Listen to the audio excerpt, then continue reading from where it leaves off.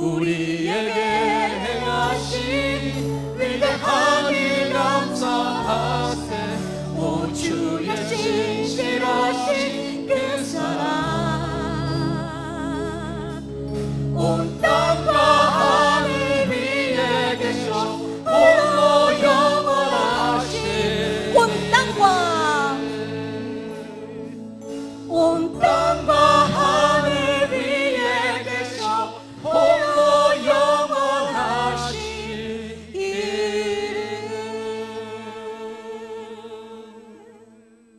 아멘.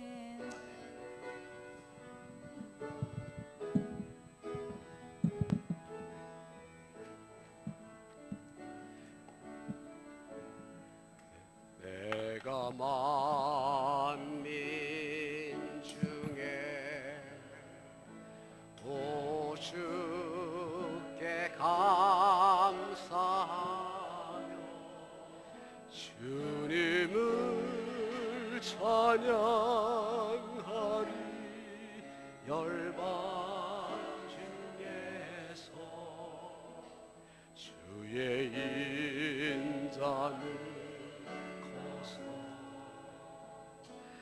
거서 하늘에 미치고 주의 진리는 넓은 궁창에 이르나니.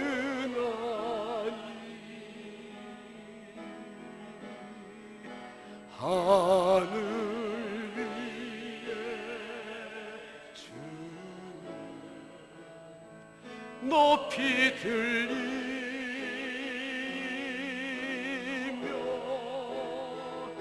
주의 영광은 온 세계 위에.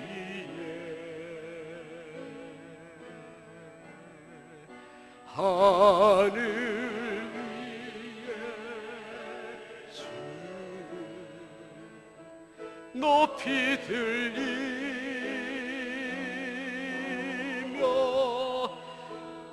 주의 영광을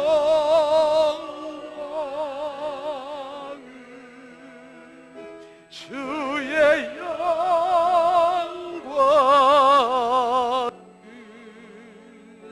주의 영광은 온 세계 위에.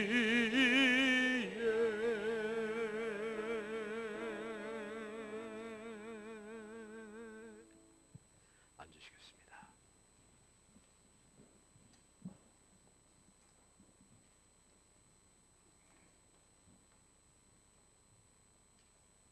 주님만이 내 삶의 힘이 되시며 주님만이 내 삶의 모든 것입니다. 오늘도 살아계셔서 저희의 모든 것을 주관하신 하나님 아버지께 찬양과 경배를 드립니다. 말씀을 사모하는 저희들을 이 전으로 불러 모아주시고 예배드리게 하시며 은혜 받게 하시고 성도 간의 아름다운 교제를 허락해 주신 주님께 감사드립니다. 비록 지난 주간도 세상과 적당히 타협하면서 게으름 속에 살았지만 우리의 중심이 하나님 중심의 삶이 되고자 노력하는 그 기특함을 보시고 용서 바랍니다.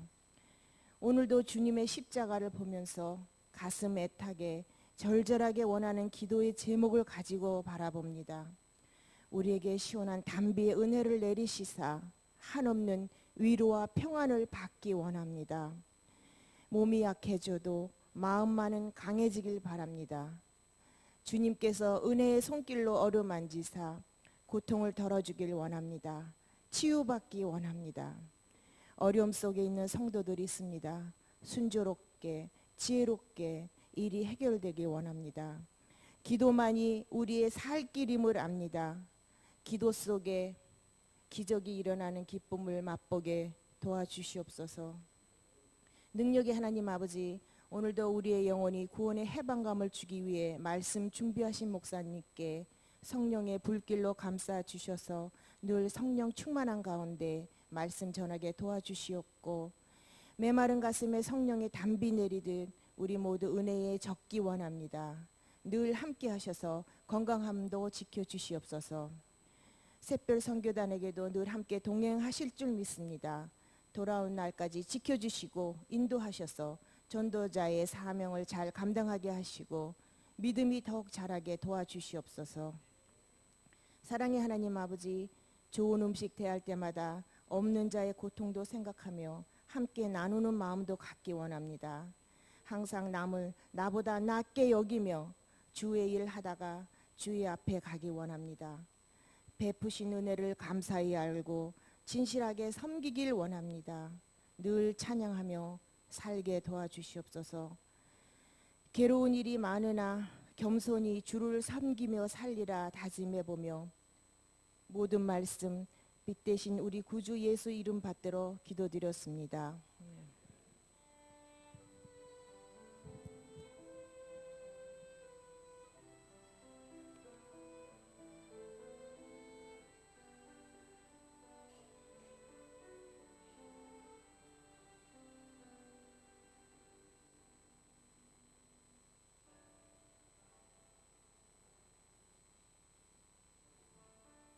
배단위교회 소식입니다. 8월의 표어는 주님의 지체입니다. 피로 값주시고 사심 없는 교회를 연결하고 협력하는 지체로서의 본분과 사명을 잘 감당하는 달이 되기 위해서 기도하고 힘쓰십시다. 여름 특별성회를 은혜주니 마쳤습니다. 받은 바 은혜를 잘 간직하고 활용하여 교회 생활, 신앙생활에 열매 맺기를 바랍니다. 오늘 구역 예배는 다음과 같습니다. 샛별 선교단이 한국과 캄보디아 선교 여행 중에 있습니다.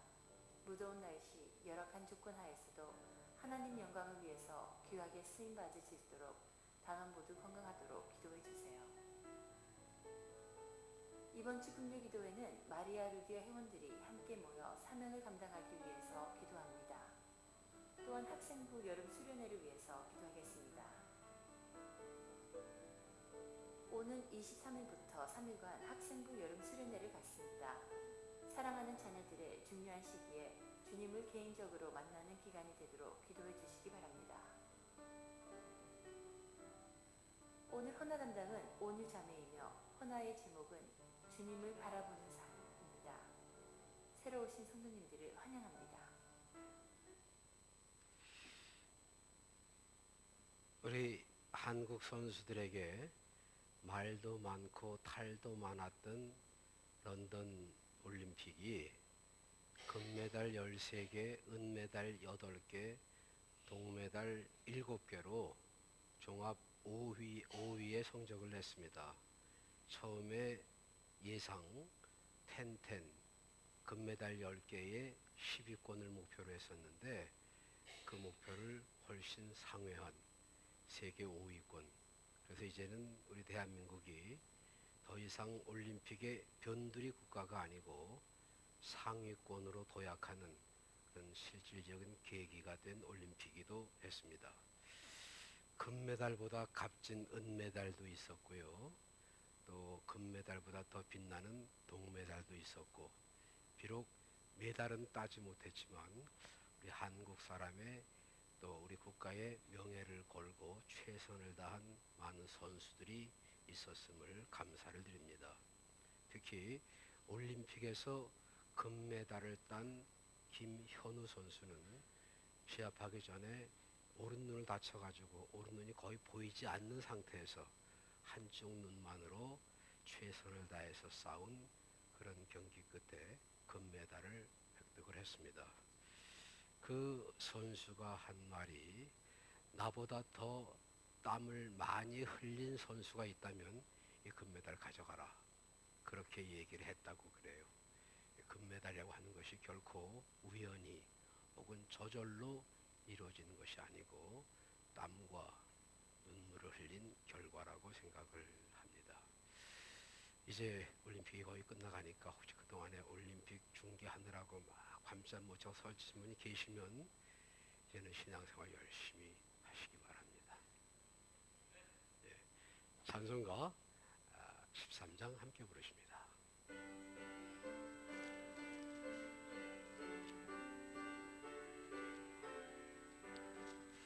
기뻐하며 경배하세 영광의 주 하나님.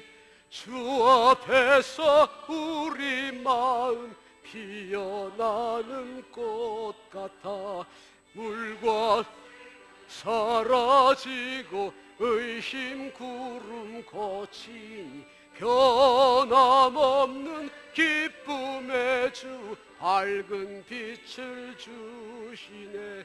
땅과 하늘 물들이 주의 솜씨 빛내고 별과 천사 노래소리 끊임없이 드높아 물과 숲과 산과 골짝 들판이나 바다나 모든 만물 주의 사랑 기뻐 찬양하여라.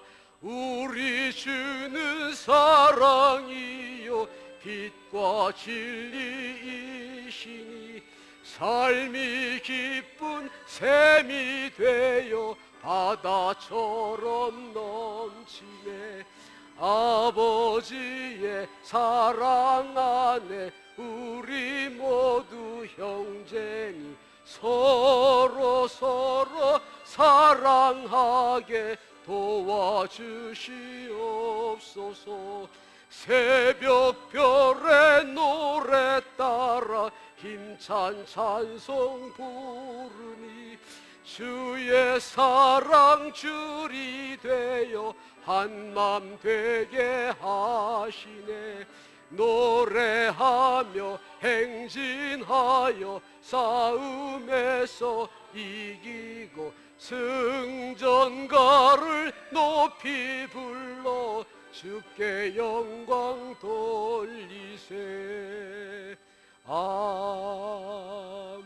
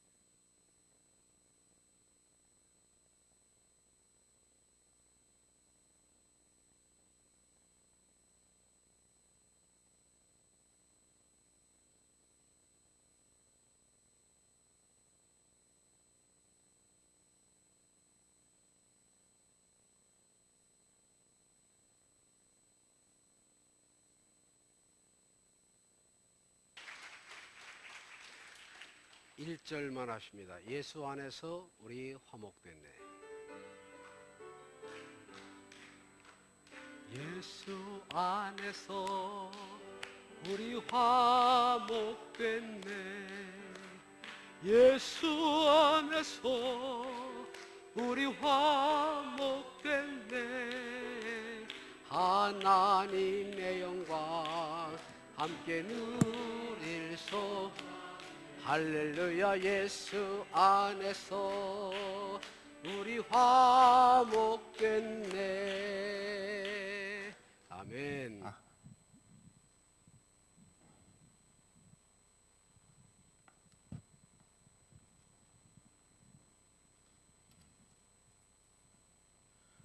오늘의 말씀은 빌립보서 4장 4절 말씀입니다.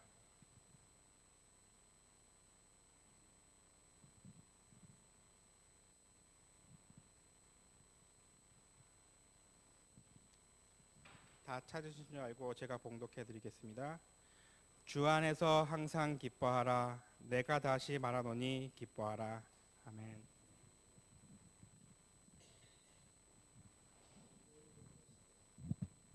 제 안경을 쓰지 않은 채로 단에 서고 있습니다. 안경이 없어지니까 안경을 찾을 수가 없더라고요. 그래서 못 찾고 있습니다. 그런데 행여라도 목사님이 안경이 없으니까 잘 못 보겠지 싶어서 저 뒤에 계신 분들이 뭐 존다거나 딴짓을 한다거나 할 생각은 아예 마세요.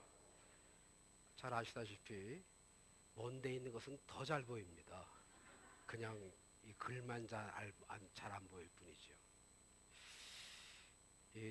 제 허물을 얘기하다 보니까 한 가지 더 해야 되겠습니다. 제가 머리숱이 좀 부족합니다. 나이를 한 살씩 더 먹으면서 소갈머리가 자꾸 없어져요. 나이가 들면서 이러면 안 되는데 소갈머리가 없어지는 거 이거 어떻게 안 되더라고요. 이거 공짜 좋아해서 이렇게 된 거 아닙니다. 그래도 아직 주변 머리가 많이 남아 있어서 얼마나 감사한지요. 제가 교만해서가 아니라 사람들 인사할 때에 허리를 잘 숙이지 않습니다. 제 소갈머리 없는 거 보이기 싫어서. 제가 인사할 때 그냥 서서 인사를 하면 목사님이 허리도 숙일 줄 모른다 이렇게 오해는 하시지 마세요. 사실 제가 주변 머리는 좀 없어도 소갈머리는 많이 있는 편인데 외모는 이렇게 실제와 달리 소갈머리가 없고 주변 머리는 있는 이런 상태가 됐습니다. 사실 저의 삶은 소갈머리는 있고 주변 머리는 좀 없는 그런 성격입니다. 구원의 은혜는 하나님께서 믿는 자에게 주시는 공짜 선물이에요. 나는 목사님처럼 대머리 되는 거 싫어서 공짜는 안 바래. 그러시는 분은 할 수 없고 예수 믿으면 축복받아서 승리롭게 살게 된다라는 사실을 믿으시면 아멘. 정말 그렇게 되기를 원하시면 더 크게 아멘. 교회를 다니는 것은 매우 즐거운 일입니다. 예수를 믿는 것은 정말 행복한 일이에요. 기쁜 일입니다. 예수 믿으면 놀라운 일이 생깁니다. 예수 믿으면 정말 신기한 일이 일어나요. 그래서 예수를 믿는 것은 복된 일, 좋은 일입니다. 한 노동복 차림의 중년 신사가 노만 빈센트 필 박사의 사무실을 찾아왔습니다. 박사님, 왜 이렇게 산다는 게 힘이 듭니까? 하루하루가 너무 고달프네요. 문제가 없이 살 수 있는 곳은 없을까요? 그렇게 물었습니다. 그러니까 필 박사가 네, 있습니다. 꼭 한 군데가 있는데 내가 그 한 군데를 일러 주어도 아마도 당신은 거기에 가려고 하지 않을 것입니다. 아니, 무슨 말씀이세요? 정말 그렇게 근심 걱정 없는 데가 있다면 어떤 어려움이 있더라도 아무리 멀더라도 제가 거기 꼭 가겠습니다. 그러니까 거기 공동묘지인데요.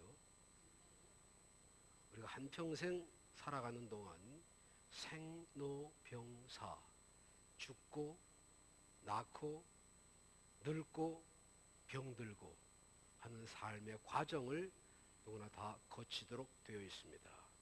그 삶의 현장에는 기쁘고 화나고 슬프고 즐거운 감정의 삶의 적나라함이 드러나도록 되어 있어요. 언제나 기쁘고 즐거운 것만은 아니라는 말입니다. 항상 슬프고 괴로운 순간만 계속되는 것도 아니에요.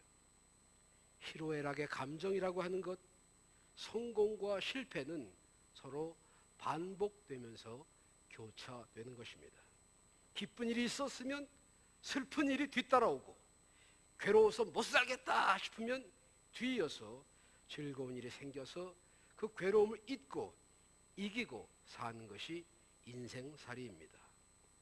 기쁘고 즐겁기만 하다면야 왜 문제가 있겠습니까? 괴롭고 슬픈 일만 있다면 어떻게 살아가겠어요? 우리 사람 누구나 다 기쁘고 행복하게 살기를 원합니다. 그러나 우리의 삶은 기쁘고 밝게 즐겁고 복되게 살기보다는 슬프고 고통스럽게 이어져 가는 듯 싶습니다. 그래서 시편 기자도 우리의 연한이 70이요 강건하면 80이라도 수고와 슬픔뿐이고 신속히 가니 마치 날아가는 화살과 같다라고 말했습니다.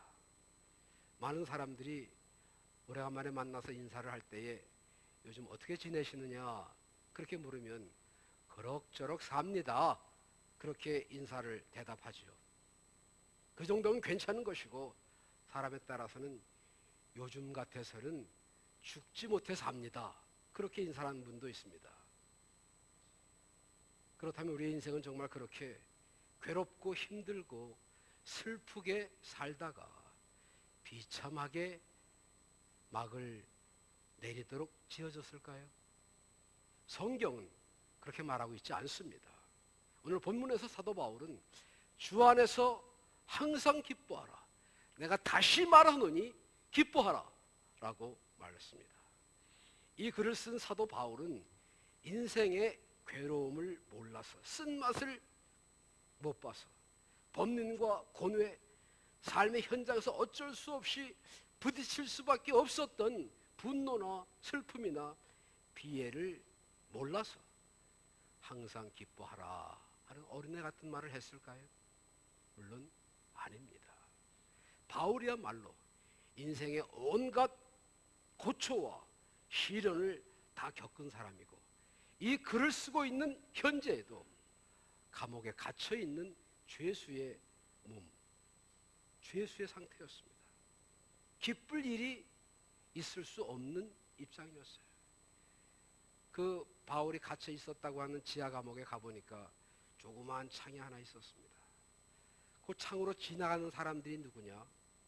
사형장으로 끌려가는 사형수들입니다. 그리고 갈 때에는 예를 들어서 5명이었다면 그 중에 1명이 사형당했으면 올 때는 4명만 옵니다. 한 사람을 사형시켰으니까. 사형받으러 가는 사람들이 안 가겠다고 몸부림치면서 가면 간수들이 그를 끌고 갑니다. 그리고는 1명을 죽이고 돌아와요. 그것을 매일 보는 바울의 입장이, 바울의 심정이 편하고 즐거웠겠습니까? 그럼에도 불구하고 바울은 항상 기뻐하라 그렇게 가르치고 있습니다. 데살로니가전서 5장 16절에서 18절에서 항상 기뻐하라, 쉬지 말고 기도하라, 범사에 감사하라. 이는 그래서 예수 안에서 너희를 향하신 하나님의 뜻이니라 그렇게 말씀했습니다. 항상 기뻐하는 생활은 하나님께서 성도들을 향하여 원하시는 하나님의 뜻이라는 말이에요. 그런데 사람들은 왜 웃기보다는 울기를 더 많이 하고, 기뻐하기보다는 괴로움의 순간을 더 오래 간직하려고 하고, 즐거워하기보다는 슬픔의 사건들을 더 오래오래 기억하느냐? 그것은 인간을 창조하신 하나님의 목적을 올바로 알지 못하기 때문입니다. 어떤 슬프고 괴로운 일을 당하면 이게 내 운명이겠거니 하면서 팔자 타령이나 했지. 그 고통에서 한시 빨리 벗어나 좀 더 승리롭게 살겠다 그런 생각을 안 해요. 기쁘게 살겠다고 하는 의지가 약하다는 말입니다. 또 기쁘게 살고 싶어도 그 방법을 잘 몰라요. 보람있게 즐겁게 살고 싶다, 이렇게 살 수는 없지 않겠는가, 그렇게 생각하신다면 오늘 말씀을 잘 들으시면 됩니다. 기쁘게 사는 생활, 그 첫째는 자족하는 삶입니다. 자족하는 삶이란 스스로 만족하는 생활, 즉 분수에 지나치지 않고 있는 것을 족한 줄로 아는 삶의 자세를 말합니다. 항상 다른 사람의 손에 떡이 더 커 보여요. 남의 사과가 더 맛있어 보이는 데에 문제가 있습니다. 사람이 언제 행복하냐? 지금 가지고 있는 것보다 조금 더 가지고 있을 때에, 더 가질 수 있을 때에 행복하답니다. 그러면 행복이라고 하는 것 참 쉽게 얻을 수 있을 것 같지요. 근데 사실은 그렇지가 않습니다.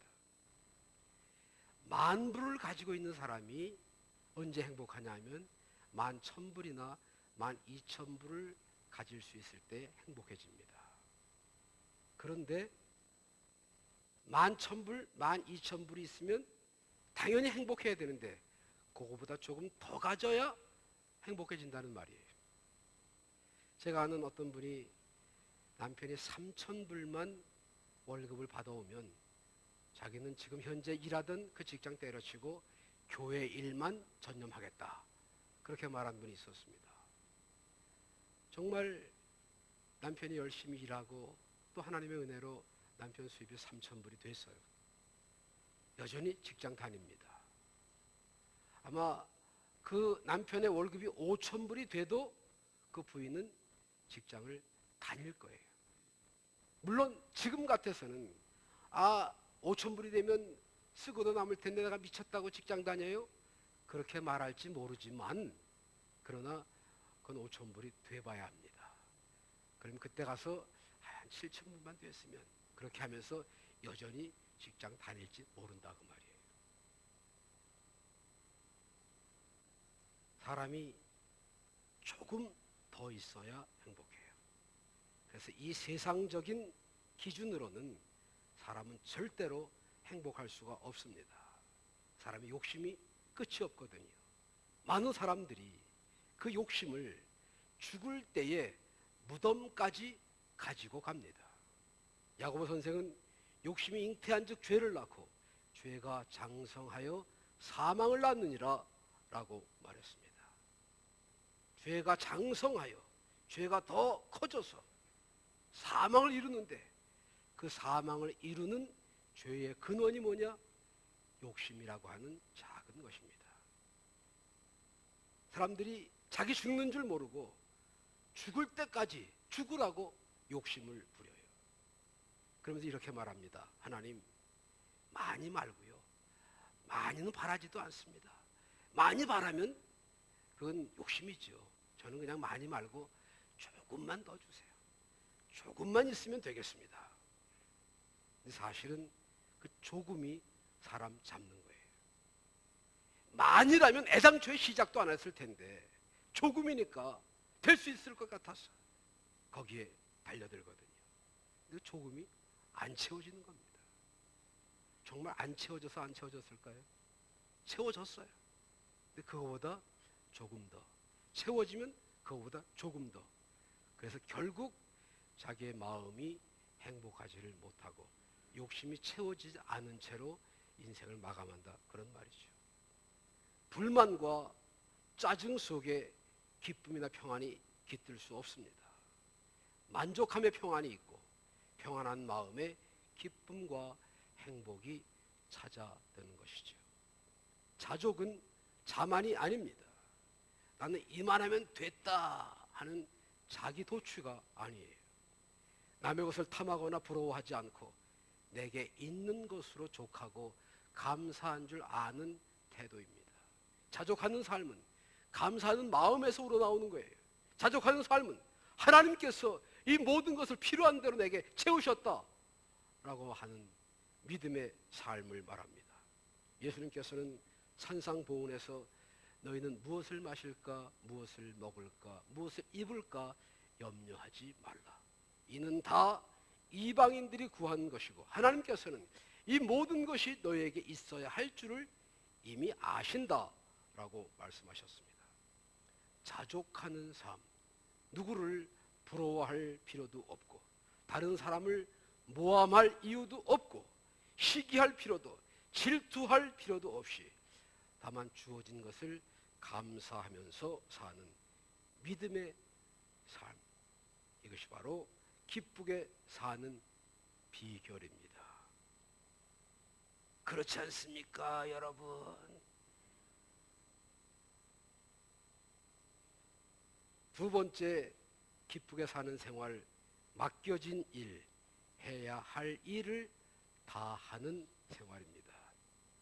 어떤 일을 시작을 했는데 그 끝을 제대로 맺지 못하면 왠지 찜찜하잖아요. 불안하고, 그거 마저 해야 되는데 저거 언제 마치지?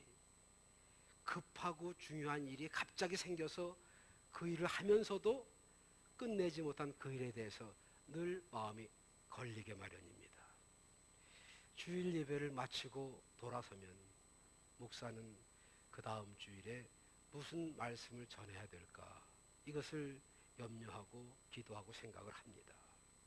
어떤 때는 주님이 지혜를 주셔서 이 말씀을 다음 주일에 전하면 되겠다 이렇게 생각될 때도 있고, 또 어떤 때에는 성령께서 마음을 움직이셔서 새벽 기도 시간 같은 때에 혹은 혼자 성경 읽는 때에 하나님이 다음 주에는 이 말씀을 전해야 되겠구나 그렇게 인도하실 때가 있어요. 근데 어떤 때에는 목요일이 지나고 금요일이 됐는데 이제 지금쯤은 설교 준비를 어느 정도 윤곽을 잡고 맞춰야 되는데 전혀 무슨 말씀을 전해야 좋을지 마음에 잡히지를 않는 때가 있어서 고민이 됩니다. 기도를 하고 성경을 읽어도 마음에 부딪혀오는 말씀이 없어요. 시간은 자꾸 가는데 주일은 다가오는데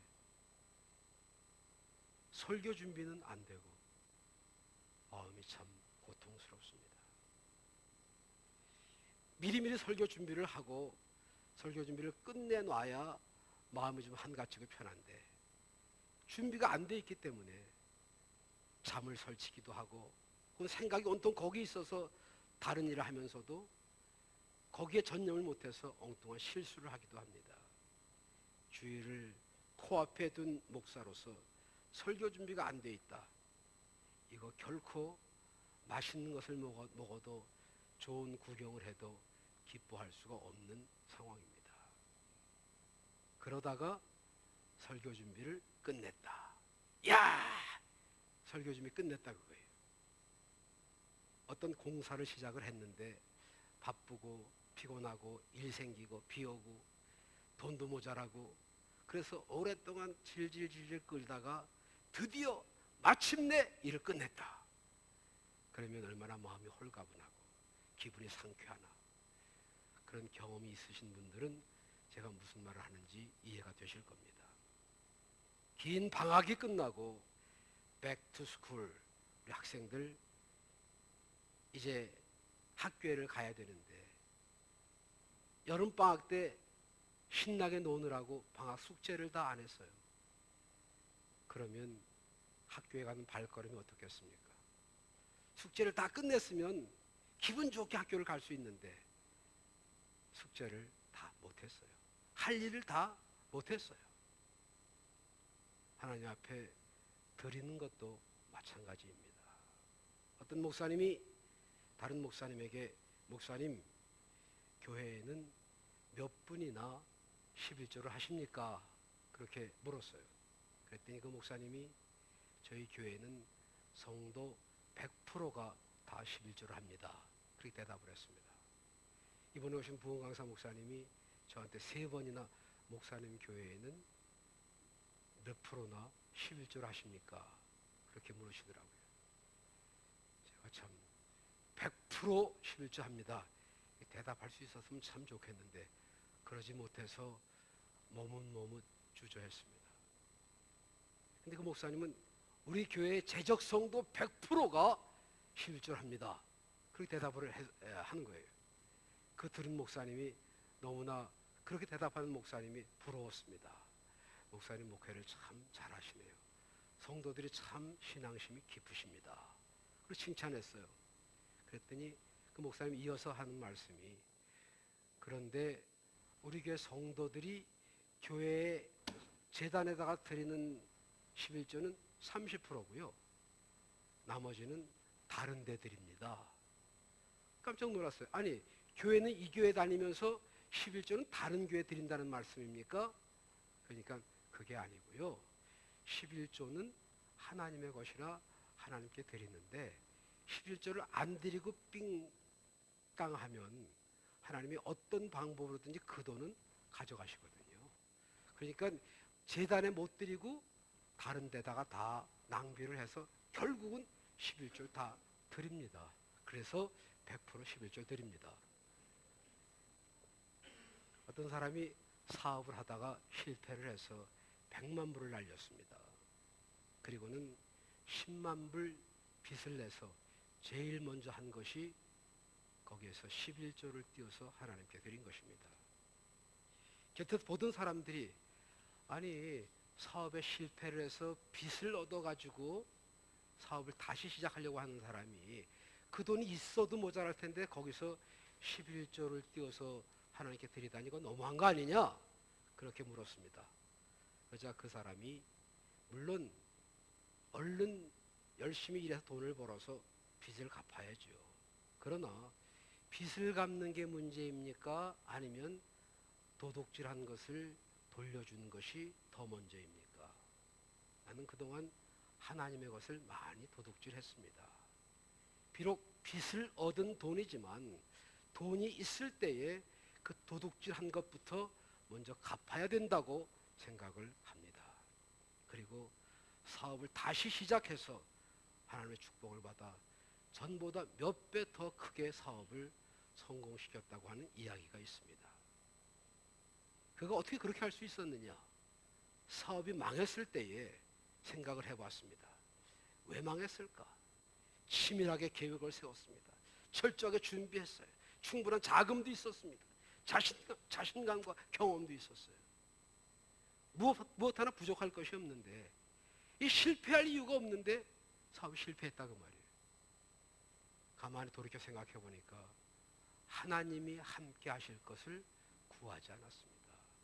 하나님이 함께 하실 수 있도록 사업의 계획을 하지 않았습니다.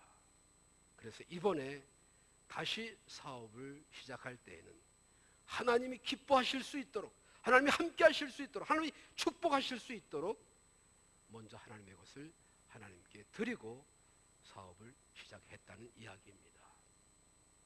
이런 말씀을 드리면 11조를 잘 하시는 분들은 하나도 걸릴 게 없어요. 할 일을 다 했으니까.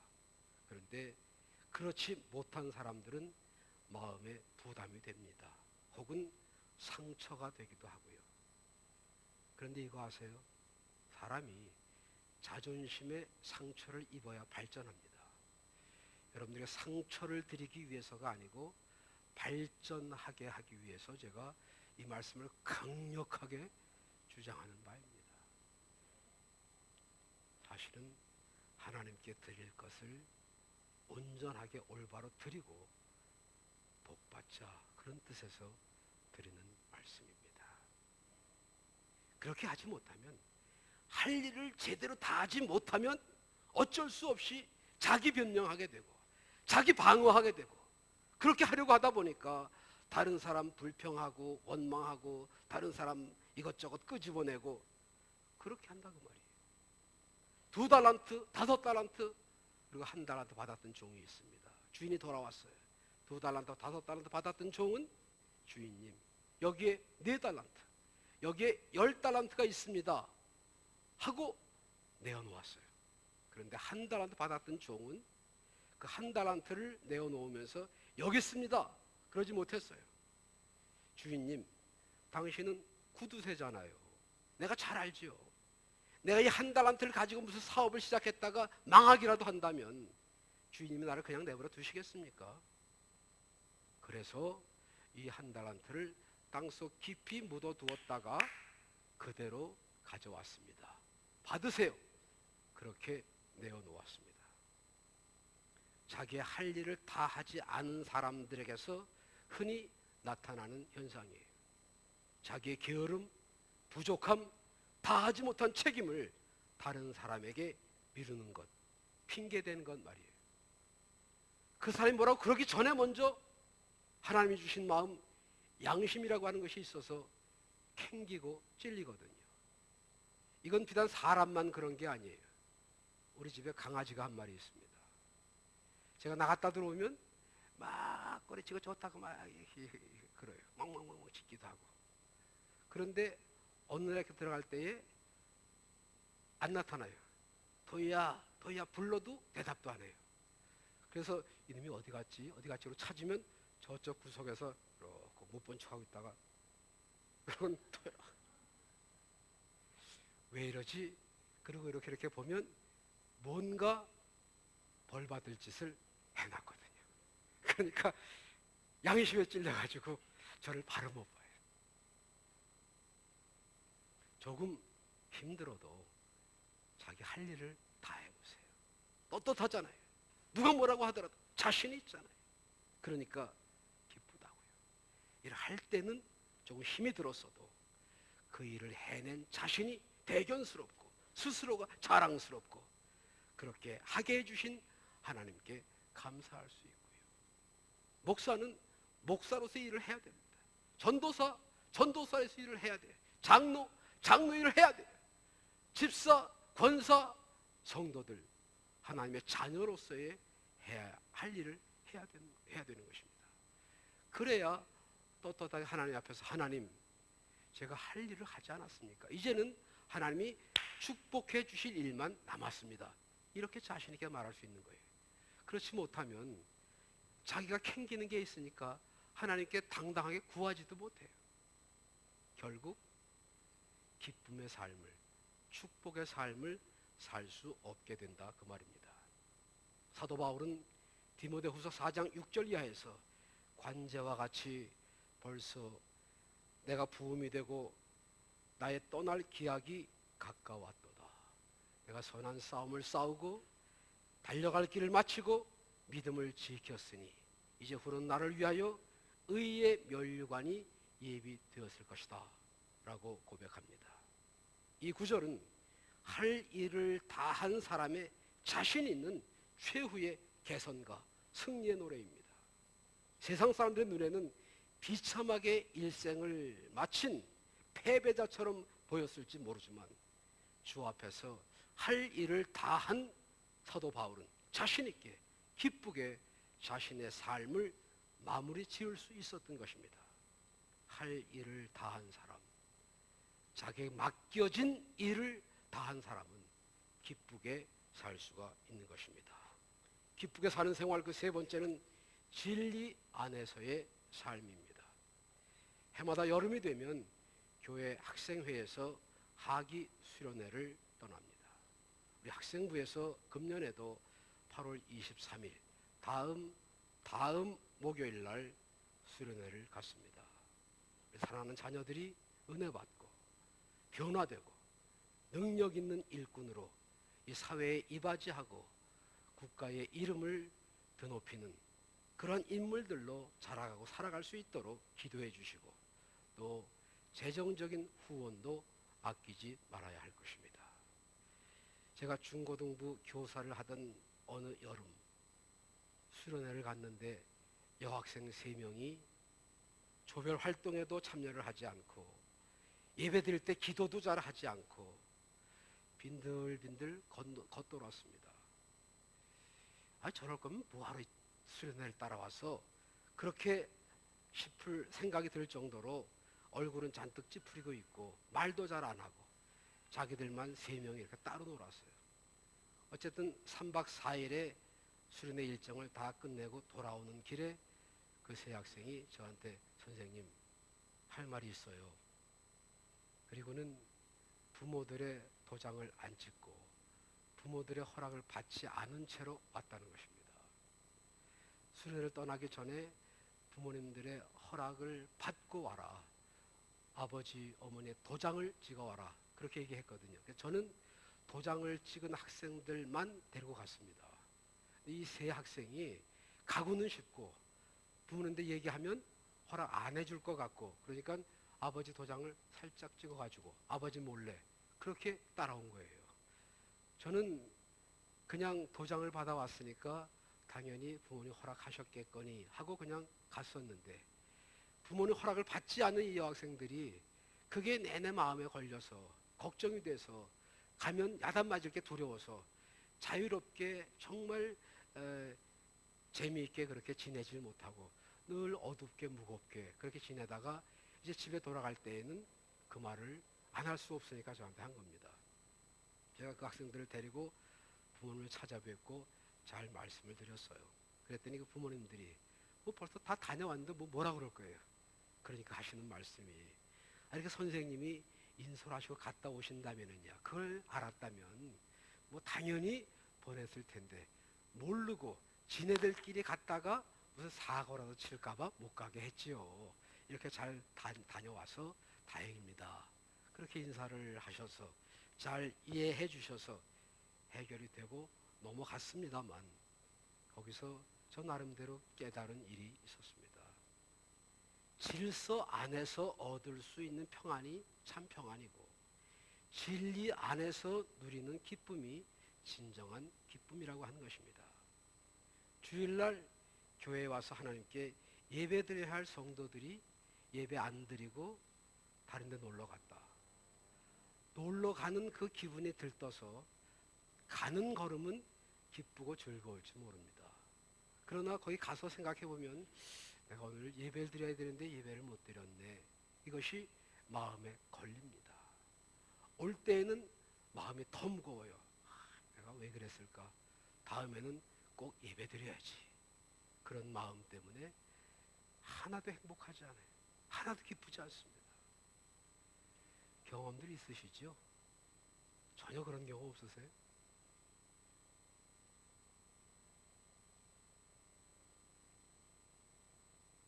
사도 요한은 사랑하는 장로 가이오에게 보낸 편지에서 내가 내 자녀들이 진리 안에서 행한다 함을 듣는 것보다 더 큰 즐거움이 없다. 그런 말을 했습니다. 우리 성도들이 진리 안에서 생활할 때에 나에게 그렇게 진리 안에서 생활하는 나에게 기쁨과 축복과 행복이 오는 것으로 그치지 않고 우리가 진리 안에서 살아가는 모습을 보는 다른 사람들에게도 기쁨과 보람이 되고 더구나 하나님께 기쁨을 드리는 일이 된다 그 말입니다. 다시 본문 말씀으로 돌아갑니다. 주 안에서 항상 기뻐하라. 내가 다시 말하노니 기뻐하라. 세상이 주는 기쁨이 있습니다. 돈으로 얻을 수 있는 기쁨이 있어요. 지식으로 충족되는 기쁨이 있을 수 있습니다. 명예나 권력 그런 것을 얻을 수 있는 기쁨이 분명 있어요. 그러나 그런 것들은 순간적인 것이고 부분적인 것일 뿐입니다. 성경이 뭐라고 말씀했습니까? 주 안에서 기뻐하라 라고 했습니다. 믿음 안에서, 은혜 안에서, 진리 안에서, 말씀 안에서, 주님의 사랑 안에서 기뻐하라 그렇게 가르쳤습니다. 주 밖에서의, 은혜 밖에서의, 진리 밖에서의 기쁨은 진정한 기쁨이 될 수 없다는 가르침입니다. 항상 기뻐하라고 했어요. 무슨 좋은 일이 있을 때는 얼굴 확 펴고 하하히히호호 할렐루야. 그런데 무슨 좀 일이 안 풀리고 언짢은 일이 있다 그러면 금방 우거지상하고 세상만사 다 귀찮다는 식으로 그렇게 살지 말고 언제나 기뻐하라. 좋은 일이 있을 때에는 좋으니까 기뻐하고 어려움이 있을 때에는 그 어려움 가운데 함께 하신 하나님의 은혜를 경험하면서 기뻐하고 어려움 뒤에 반드시 기쁘고 좋은 일이 있을 것을, 올 것을 기대하면서 기뻐할 수 있다, 그런 말이죠. 그것이 항상 기뻐하는 삶의 자세입니다. 한 번뿐인 삶입니다. 밤의 경첨처럼 스쳐 지나가는 인생, 안개, 아침 안개와 같이 사라지는 그런 인생입니다. 날아가는 화살처럼 빨리 흘러가는 짧은 생애를 짜증스럽게, 어둡고 무겁게 찡그리고 살아가야 할 이유가 전혀 없습니다. 날랑 그냥 냅둬요, 이대로 살다 죽을래요, 그러시는 분들은 그냥 그렇게 팔자대로 사세요. 그런데 하나님의 뜻대로 살리라, 주 안에서 항상 기뻐하며 살아가리라, 그렇게 결단하신 분은 말씀을 듣고 아멘도 하시고, 아멘도 하시고, 아멘도 크게 하시고, 한 번 할 때 하시면 얼마나 좋을까. 어깨도 펴시고, 항상 이렇게 웅크리고 뭔가 불만과 불안과 걱정과 근심에 쌓인 그런 모습으로 살지 말고요, 가슴을 펴고 당당하게 살아가십시다.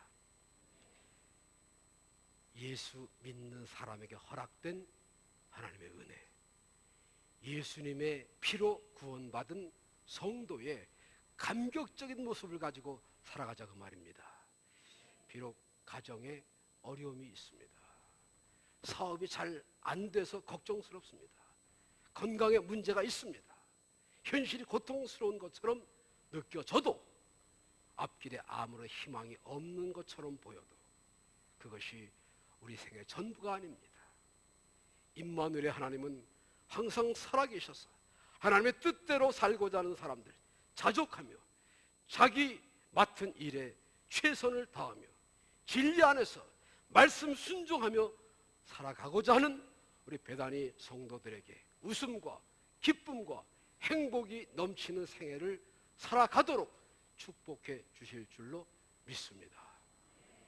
그래서 예수 믿는 것이 참으로 좋다는 말이에요. 우리가 좋으신 하나님을 찬양하는 이유가 바로 거기 있습니다.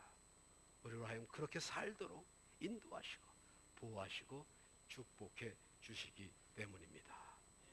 기도하겠습니다.